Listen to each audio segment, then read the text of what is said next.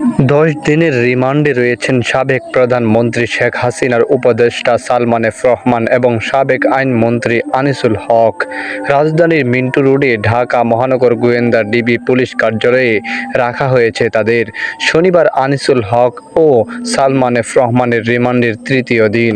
DB কার্যালয় সূত্রে জানা যায়, ডিবি অফিসে যে খাবার রয়েছে সেইগুলোই খাচ্ছেন সালমান ও আনিসুল হক।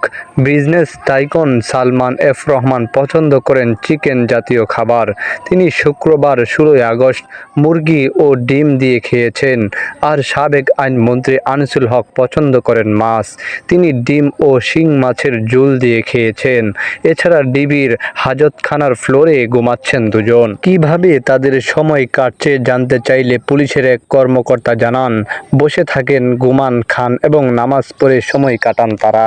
কোটা সংস্কার আন্দোলন চলাকালে 16 জুলাই রাজধানীর নিউ মার্কেট থানাধীন টিটি কলেজের বিপরীত পাশে কাদের আর্কেড মার্কেটের সামনে সংঘর্ষে গুরুতর জখম হন ওই এলাকার একটি পাপোশের দোকানের কর্মচারী শাহজাহান আলী।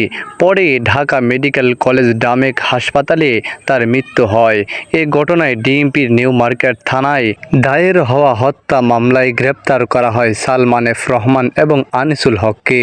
ছাত্র জনতার বিক্ষোভের মুখে আওয়ামী লীগ সরকারের পতনের পর নৌপথে পালানোর সময় মঙ্গলবার রাজধানীর সদরঘাট এলাকা থেকে তাদের গ্রেপ্তার করা হয়। পরদিন বুধবার তাদের আদালতে হাজির করে 10 দিনের রিমান্ড নেয় পুলিশ।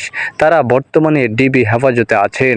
তবে হত্যা মামলাটি তদন্ত করছে নিউ মার্কেট থানা পুলিশ।